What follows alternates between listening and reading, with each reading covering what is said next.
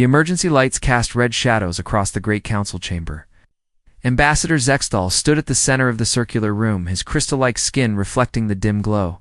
Around him, representatives from 47 different worlds sat in their specialized seats, each designed for their unique biology. The air buzzed with translation devices working overtime as dozens of languages filled the space. "The outer rim is lost," Zextal said, his voice carrying the weight of despair. 3 entire star systems. Gone, not destroyed. Consumed. A ripple of fear passed through the assembly. The Corvin delegate, a large insect-like being, clicked his mandibles nervously. The Alteron representative, floating in her water-filled sphere, pulsed with worried bioluminescence. "How many survivors?" asked Council Prime Euthan, her ancient voice trembling. "From the Kepler system, maybe 10,000. From Vega Colony, less than 500. From the entire Arcturus sector. ... double quotes, his inner light dimming. None. The chamber fell silent. 3 billion souls, vanished in less than 2 months. "What do we know about these devourers?" Prime Euthan continued. "They are not like us," Zextal replied. "They do not seek territory or resources in the way we understand. They consume everything. Living, plants, animals, even the bacteria in the soil. They leave nothing but barren rock." The Villani ambassador activated a holographic display. Images of dead worlds appeared above the assembly. Planets that once held vast forests now showed only gray dust. Ocean worlds reduced to empty basins filled with poisonous sludge. "Their ships are alive," Zextal explained, as the images shifted to show the enemy vessels. The Devourer craft looked like massive insects crossed with sea creatures, all writhing tentacles and gleaming chitinous armor. They grow, rather than build. They adapt to our weapons within hours of first contact. "What of the galactic defense fleet?" asked the Corvin delegate. "Admiral Castar made his stand at Rigel Station with 200 ships," Zextal said quietly. "The Devourers had 3 times that number, and their vessels are twice the size of our largest cruisers." The battle lasted 6 hours. No galactic ships survived. Another wave of shocked murmurs filled the chamber. The Galactic Defense Fleet represented the combined military might of dozens of civilizations. Its destruction meant the core worlds lay defenseless. How long before they reached the inner systems? At their current rate of advance? Perhaps for months, maybe less if they continue to grow their numbers by consuming our worlds. The Prime turned to address the full assembly.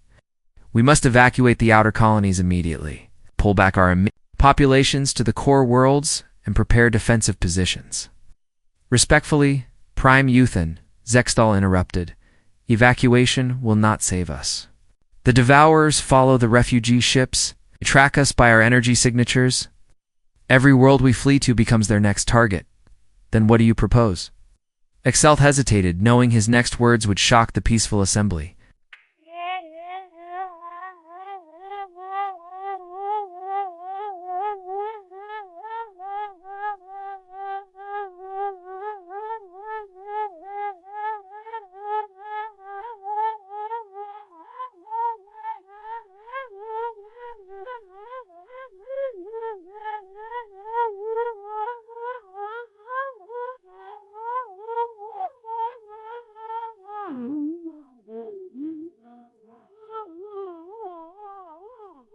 We're green.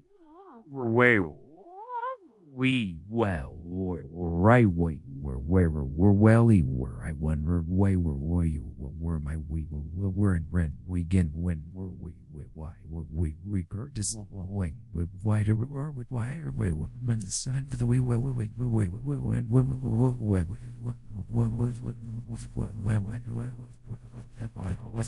Warriors Prime, real warriors, not defenders or peacekeepers, but beings who understand how to wage total war. The chamber erupted in outraged voices. The very concept went against everything the Galactic Council stood for.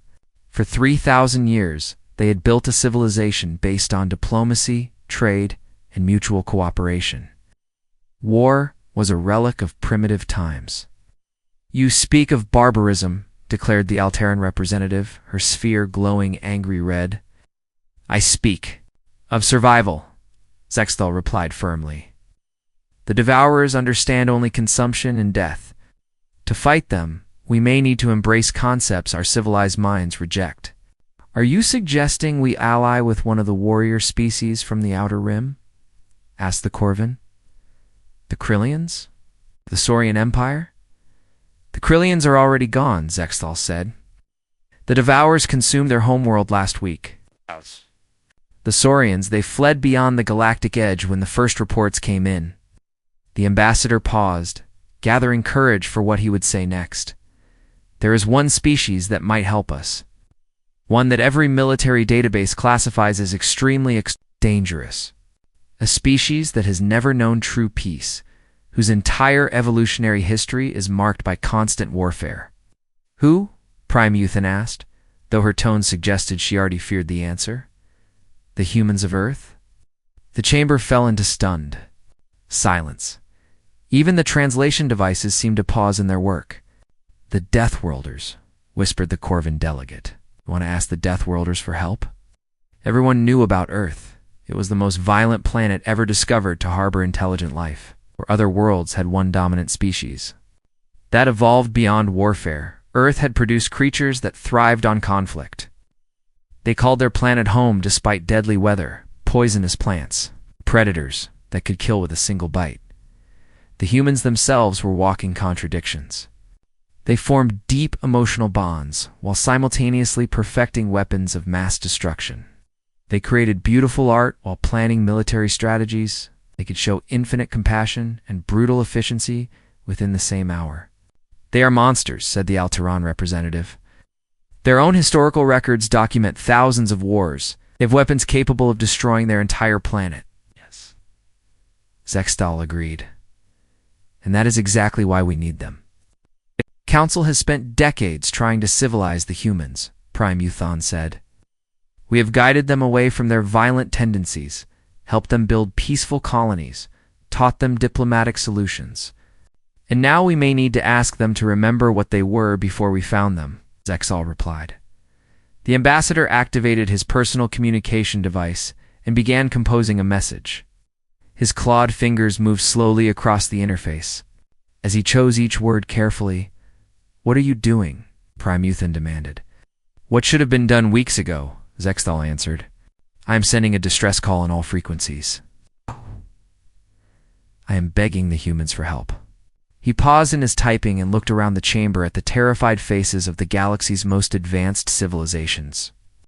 "We have always looked down on the humans. For their violent nature," he continued, "we called them primitive, barbaric, dangerous. We were right. They are all of those things. But now, for the first time in galactic history, those qualities may be exactly what we need to survive." Finished his message and prepared to transmit it across the stars. As his finger hovered over the send button, he wondered if he was about to save the galaxy or doom it to an even worse fate. The message was simple. Broadcast in broken galactic standard that any human ship could understand. Please, ... anyone. The Devourers come. World's dying, ... need warriors. I'll pay anything. Press send and waited for the Deathworlders to answer. Captain Jake Morrison stood on the bridge of the UES horizon, watching the stars through the main viewport. His ship had been exploring the Outer Rim for 6 months, mapping new systems and making first contact with alien species, was supposed to be a peaceful mission, but Morrison knew that in space, peace was always temporary. "Captain, we're receiving a transmission," Lieutenant Kelly Brooks called out from her communications station. "It's on all frequencies. Very strong signal." "It through," Morrison ordered. The bridge speakers crackled with static. Then a desperate voice filled the air. The words were broken, spoken in an accented galactic standard that the ship's computer had to translate twice. "Please, ... anyone. The Devourers come. World's dying, ... need warriors. Will pay anything," the message repeated several times before. Cutting to silence, Morrison looked at his crew. They had all heard stories about distress calls that led ships into traps, but this one sounded different. This one sounded real. "Can you trace the source?" Morrison asked. Brooks worked at her console, her fingers flying over the controls. Signal originated from Kepler Station, about 2 days away at maximum warp. It's a diplomatic outpost run by the Volani Federation. Commander Lisa Hayes stepped forward from her position at the tactical station. Sir, our orders are to continue the mapping mission. We're not supposed to respond to alien distress calls without authorization from Earth's command. Morrison nodded. But something about the message bothered him. The fear in that voice was too raw to ignore. Brooks, send a message to Earth Command. Tell them about the transmission and request permission to investigate. He paused, then added, and prepare the ship for possible combat. I don't like the sound of these devourers. The reply from Earth Command came 12 hours later. Admiral Frank Carter himself had authorized the mission. The message was brief. Investigate and report. Avoid unnecessary risks. Earth is watching. The UES Horizon changed course toward Kepler Station. As they traveled, Morrison studied everything. They knew about the Volani Federation. They were a peaceful species, advanced in science and diplomacy, but with almost no military capability. If something had scared them enough to broadcast a desperate plea for help, it was probably very dangerous. When they arrived at Kepler Station, Morrison understood why the Volani had sounded so frightened. The massive space station was scarred and damaged, with entire sections dark and lifeless. Debris floated around it like a cloud of metal snow. Whatever had happened here, it had been violent. Captain, we're being hailed, Brooks reported. On screen. The main viewer flickered, then showed the face of an alien Morrison had never seen before. The being had crystal-like skin that seemed to glow from within, and large eyes that held too much sadness for any creature to bear. Human vessel, the alien said, his voice filled with amazement. I am Ambassador Zexthel of the Volani Federation. You actually came. Captain Jake Morrison, United Earth Ship, Horizon, Morrison replied. We received your distress call. What's your situation? Zexthel's inner light dimmed. Captain Morrison, thank you for answering our plea. We are dying. Our worlds are being consumed by creatures we call the Devourers. They have already taken 3 star systems, and they show no signs of stopping. Morrison felt a chill run down his spine. Ambassador, we'd like to come aboard and learn more about this threat. My crew and I want to help. Of course, Captain. But I must warn you, what you will see and hear may disturb you. The Devourers are unlike anything in our experience. An hour later, Morrison found himself in the station's main conference room, surrounded by alien refugees from a dozen different species. Dr. Amy Collins, the ship's medical officer and xenobiologist, sat beside him, taking notes. The stories they heard were like something from a nightmare. They came without warning, explained Fleet Commander Cathara, a tall alien with 4 arms and silver skin. Our sensors detected a large fleet approaching the Kepler system. We tried to establish communication, but they did not respond to any of our signals. What did their ships look like? Morrison asked. Kaita activated a holographic display. The image that appeared made Morrison's blood run cold.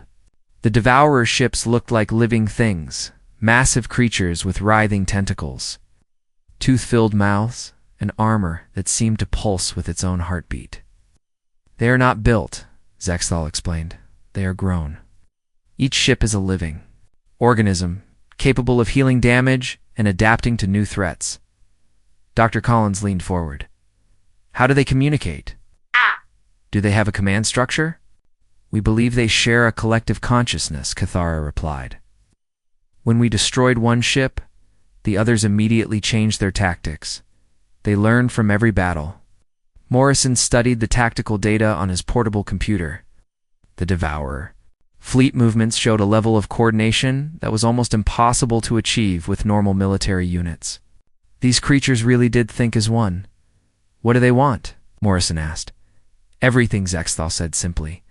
They consume all organic matter, plants, animals, even bacteria. When they finish with a world, nothing remains but dead rock. The conference room fell silent as the humans absorbed this information. Morrison had seen war before, had fought pirates and raiders in Earth's outer colonies. But this was different. This was not about territory or resources. This was about survival itself. Captain Dr. Collins whispered, if these creatures reach Earth... Morrison nodded grimly. The Devourers would not stop with alien worlds. Once They consumed everything in this part of the galaxy. They would keep spreading until they found new sources of food. Earth, with its billions of people and rich biosphere, would be the ultimate prize. Suddenly, alarms began blaring throughout the station. Kythera jumped to his feet, his four hands dancing over his control console. "Devourer ships approaching," he announced. 3 vessels, moving fast. Morrison activated his communicator. "Horizon, this is the captain. Go to red alert and prepare for combat." "Sir," came the reply from his ship, "should we evacuate you from the station?" Morrison looked around the room at the frightened aliens who had begged humanity for help. These creatures had spent thousands of years building a peaceful civilization, and now they were watching it die. "Negative," Morrison said into his communicator. "We stand and fight." He turned to Zexthal. "Ambassador, you asked for warriors. Let me show you what humans do when innocent people are threatened." Through the station's viewports, Morrison could see the Devourer ships approaching. They moved like sharks through water, graceful and deadly.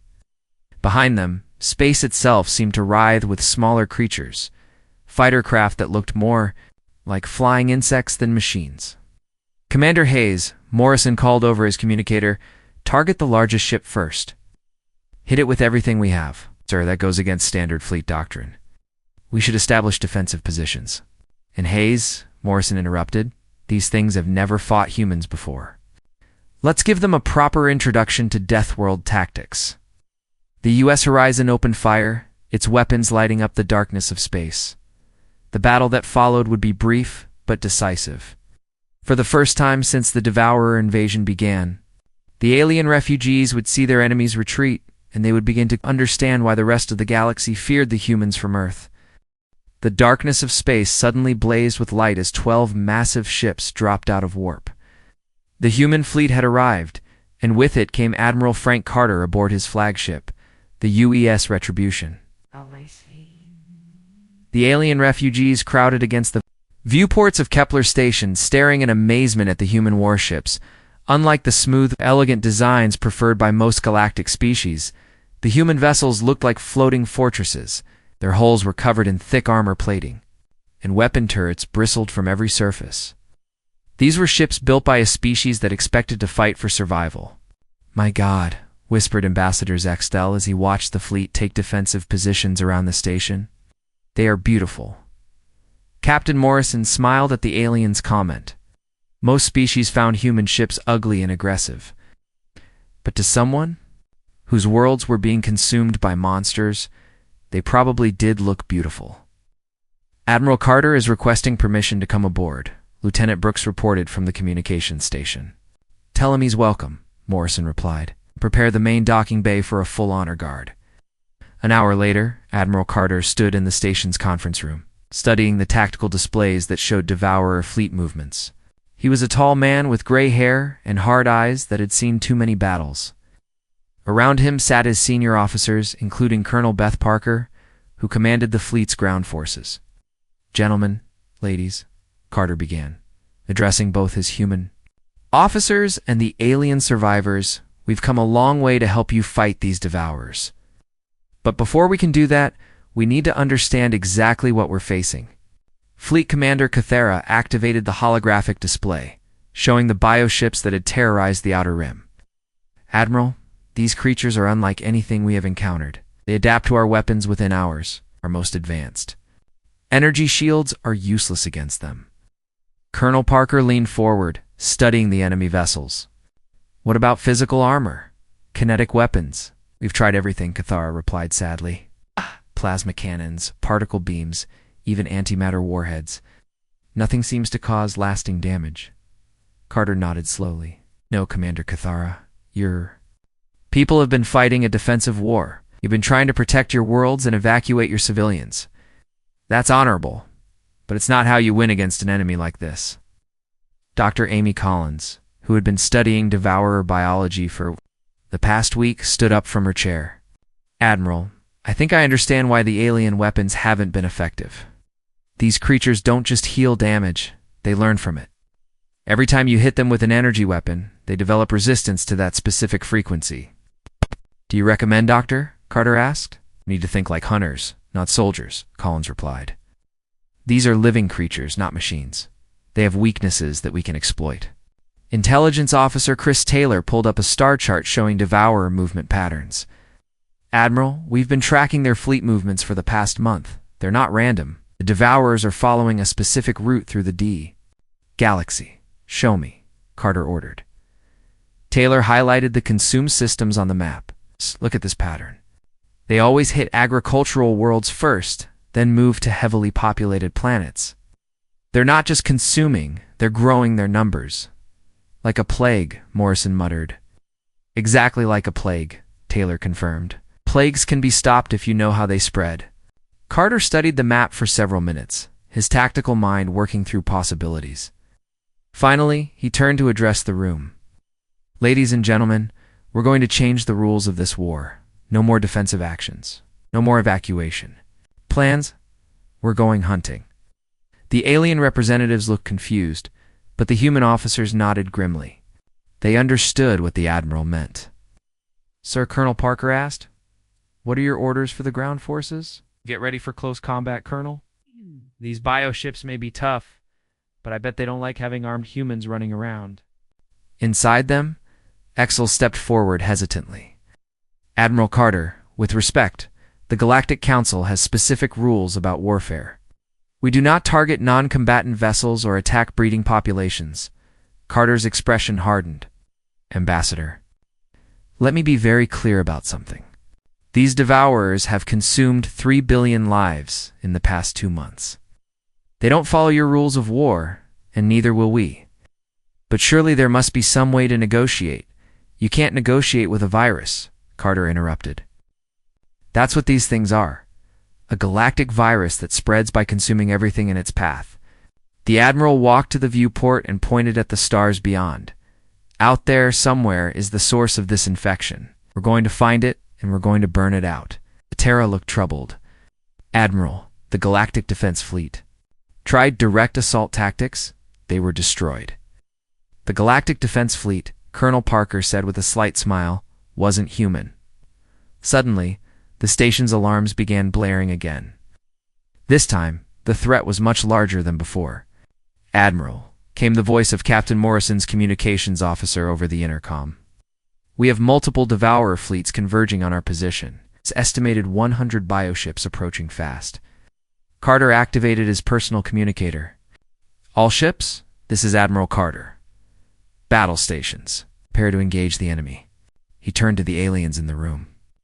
You wanted to see what humans can do in combat. You're about to get a demonstration. Through the viewports, they could see the Devourer fleet approaching like a swarm of angry insects. The bioships moved.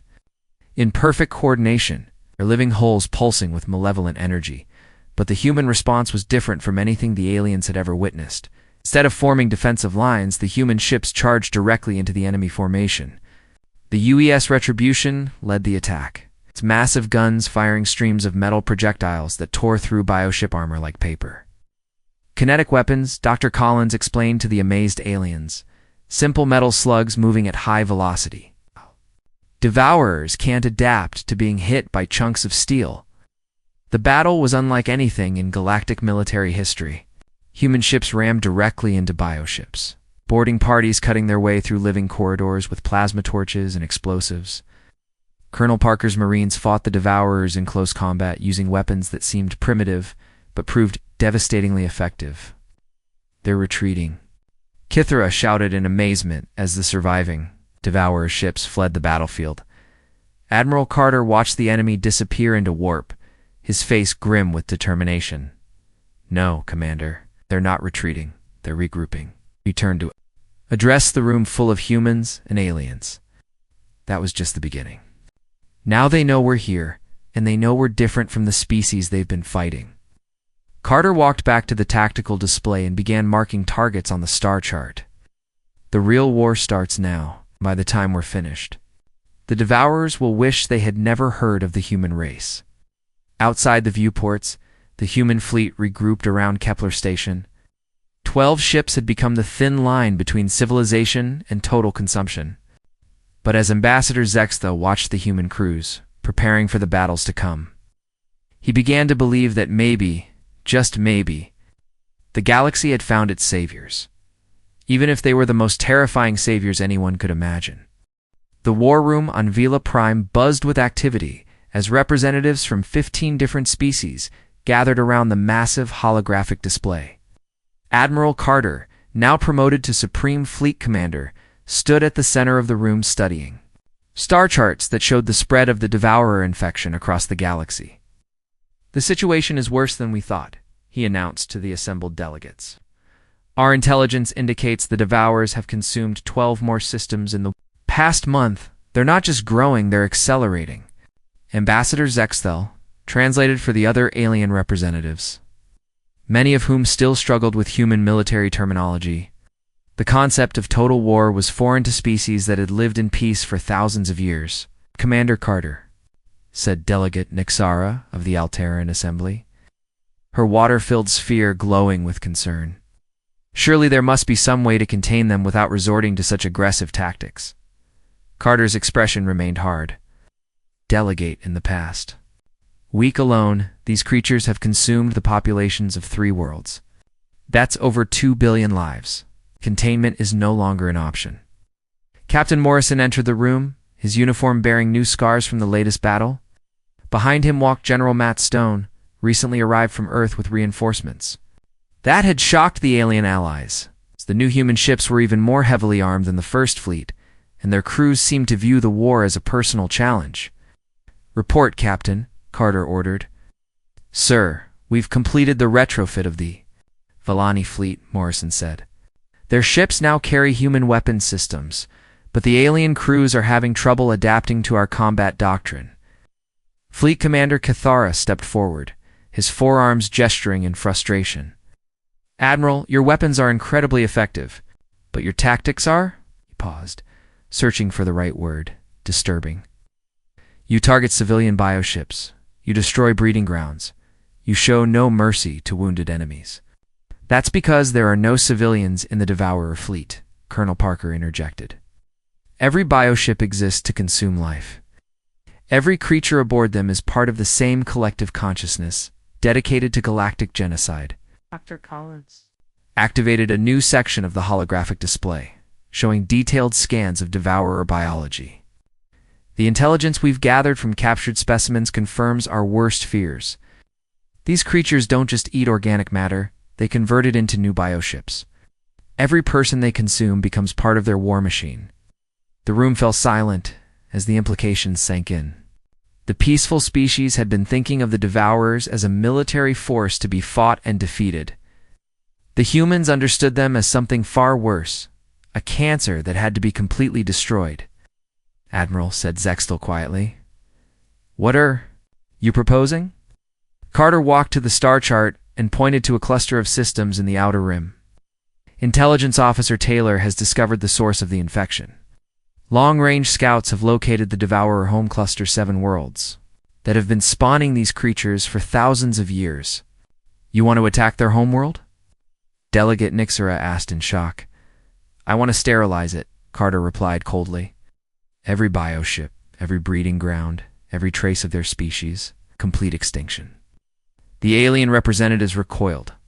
In horror, even Ambassador Zexthal, who had seen his own people consumed by the Devourers, looked disturbed by the human plan. Admiral Cathara said slowly, "What you're describing is genocide." "Yes," Carter replied without hesitation. "It is." General Stone stepped forward, his weathered face showing no emotion. "Delegates, let me explain something about human military doctrine. When we identify a threat to our survival, we don't just defeat it, we make sure it can never threaten us again. But surely there must be some way to coexist," Nixara protested. "It's a method of communication or negotiation." Dr. Collins shook her head. "We've tried everything. The Devourers don't communicate in any way we understand. They don't negotiate. They don't show mercy. They exist for one purpose, to consume everything living in the galaxy." Captain Morrison activated his personal datapad and shared reconnaissance footage from the latest battle. The images showed Devourer bioships in the process of consuming a colony world. The creatures moved like a living carpet across the planet's surface, leaving nothing but barren soil behind them. This is what negotiation looks like to them, Morrison said grimly. They're not interested in peace treaties or territorial agreements. They want everything dead. Lieutenant Commander Steve Rogers, who had developed new anti-bioship tactics, joined the discussion. Sir, the weapon systems are ready. We've modified our kinetic weapons to deliver biological payloads that will disrupt their cellular structure. The new warheads are specifically designed to cause maximum damage to living tissue. The alien delegates looked increasingly uncomfortable. What the humans were describing went against everything their civilizations stood for. I cannot support this, Delegate Nixera declared. The Alteran Assembly will not participate in the complete destruction of an entire species, no matter how dangerous they may be. Then you're free to leave, Carter said simply. But understand this. If we fail to stop the Devourers at their source, your people will be consumed, just like all the others. The only difference is that you'll die with a clear conscience. Zexthal stepped between the human and Alteran representatives. Please, we must find another way. Surely beings advanced enough to cross the galaxy can be reasoned with. General Stone pulled up classified intelligence reports on his datapad. Ambassador, we captured a Devourer bioship last week. Our scientists have been studying it for days. Want to know what we found? He activated a holographic display showing the interior of the captured vessel. The aliens gasped in horror at what they saw. The bioship's corridors were lined with partially digested organic matter, the remains of countless victims from consumed worlds. This is what's left of the population of Kepler-7, Stone said quietly. Men, women, children, all converted into living components of the enemy war machine.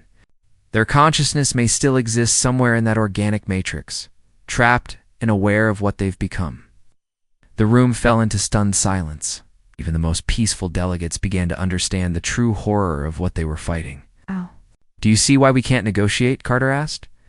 This isn't a war between civilizations. It's a fight between life and death itself.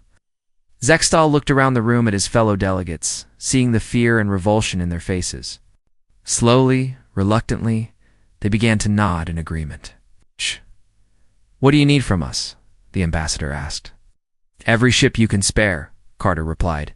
Every weapon, every resource. We're going to hit the Devourer home cluster with everything we have. It's going to be the largest military operation in galactic history. And if we fail? Cathara asked. Carter's expression was grim but determined. Then we make sure they remember why they should have feared the Deathworlders. Outside the war room, the combined fleet was already preparing for the final assault. Human and alien ships worked side by side, their crews united by the knowledge that they were fighting for the survival of all. Life in the galaxy, the peaceful species, had asked for help from the humans, and they were about to receive it in the most terrifying way possible. The Devourer home cluster hung in space like a cancerous growth against the stars. 7 worlds orbited an ancient red sun, each one pulsing with the organic machinery that had spawned the galactic plague. Admiral Carter stood on the bridge of the UES Retribution, watching the enemy stronghold through the main viewport. Final fleet count, Admiral reported Captain Morrison from his position at the tactical station. 437 ships from 18 different species, the largest armada in galactic history. Carter nodded grimly. Around him, the combined fleet spread out across space like a metal constellation. Human warships bristled with kinetic weapons, while alien vessels had been retrofitted with the brutal efficiency that only Earth's military could provide. Intelligence report? Carter asked. Lieutenant Commander Rogers stepped forward with his datapad. Sir, long range. Scans show massive bioship construction on all 7 worlds. The Devourers know we're coming. They've been growing their fleet for weeks. Through the viewport, Carter could see movement on the nearest world. The planet's surface writhed with activity as massive bioships lifted off like insects swarming from a disturbed nest. The sight would have terrified any normal military commander. But Carter had stopped being normal the day he decided to wage war against a species that consumed galaxies. Dr. Collins, status on the biological weapon? Carter asked. Ready for deployment, Admiral, Dr. Collins replied from her science station. The virus has been loaded into specially designed warheads. Once released, It will attack the Devourer's ability to process organic matter. They won't be able to feed or reproduce. Ambassador Zexthal, who had insisted on joining the final battle, looked uncomfortable. Admiral, are you certain this is the only way? Once we deploy that weapon, there will be no going back, Ambassador Carter said quietly.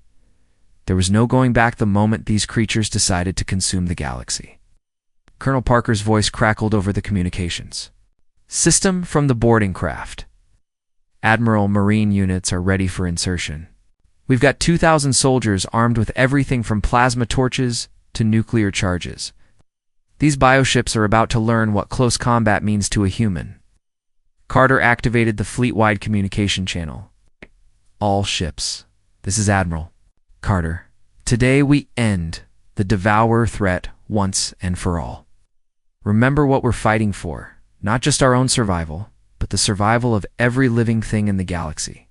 He paused, looking out at the enemy fleet that was now emerging from the seven worlds like a dark tide. The Devourers made one critical mistake, Carter continued. They threatened Earth. They threatened humanity. They threatened our friends and allies. Today they learn why the galaxy fears the Deathworlders. The battle began with a coordinated assault that lit up space with weapons fire. Human kinetic cannons hurled metal slugs at incredible speeds, punching through bioship armor. Like paper, the Devourers responded with their own organic weapons, spraying acid and launching living missiles that writhed through Space Captain. Morrison led the first wave of ships directly into the enemy formation. His tactical display showed hundreds of bioships converging on the human fleet, but Morrison had spent months studying Devourer tactics. He knew their weakness. Target the largest bioships first, Morrison ordered. Disrupt their command structure. The human ships dove into the Devourer swarm like sharks attacking a school of fish. Unlike the defensive battles they had fought before, this assault was pure aggression. Human crews had trained for months, too. Fight this way fast, brutal, and without mercy. General Stone's voice came over the communications system as his boarding parties began their assault.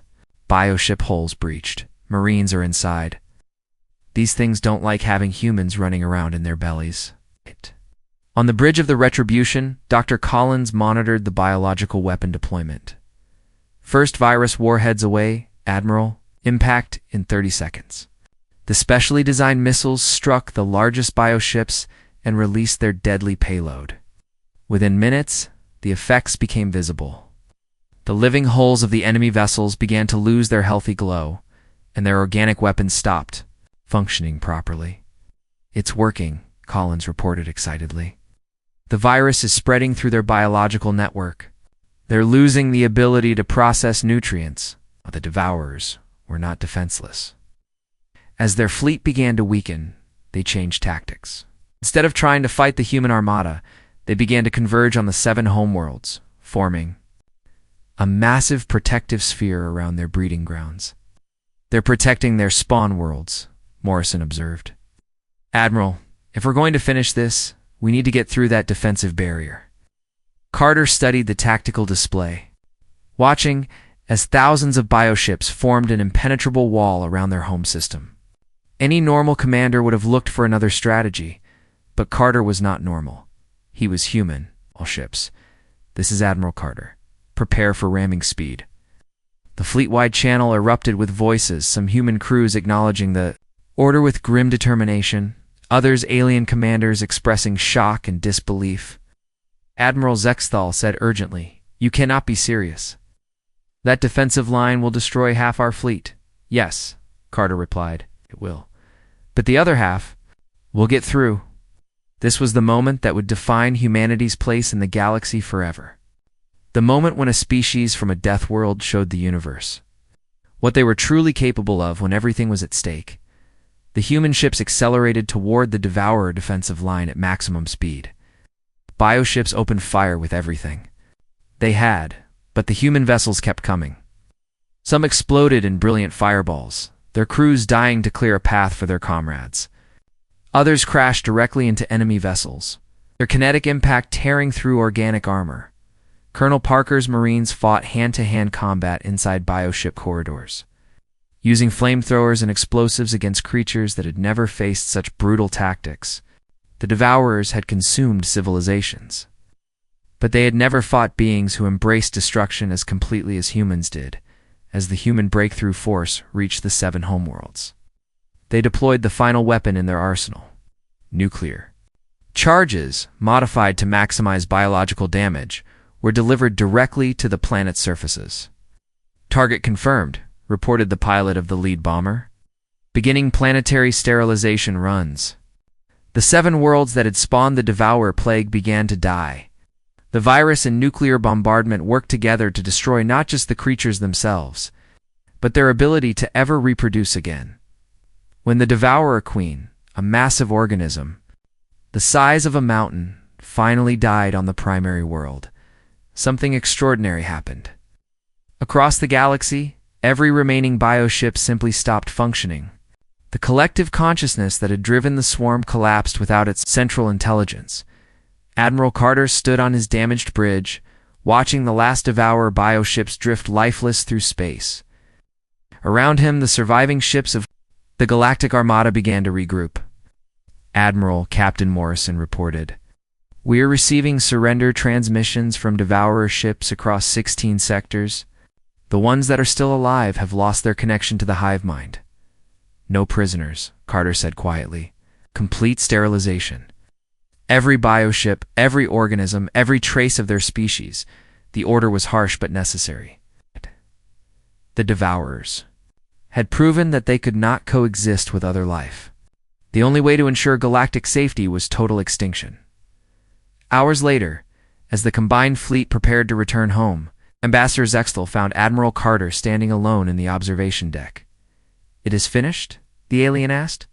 "It's finished," Carter confirmed. "The galaxy is safe." Zextel was quiet for a long moment, watching the debris field that had once been the greatest threat the galaxy had ever known. "Admiral," he said finally, "my people asked for help from warriors. We received something far more dangerous." Carter nodded. "Yes, you did. You received help from humans." As the fleet jumped to warp, carrying news of victory back to their respective worlds, the galaxy began to understand what they had witnessed. The peaceful species had been saved, but they had also seen what the humans were truly capable of when they stopped pretending to be civilized. The Devourers were gone, but everyone knew that the most dangerous species in the galaxy was now humanity itself.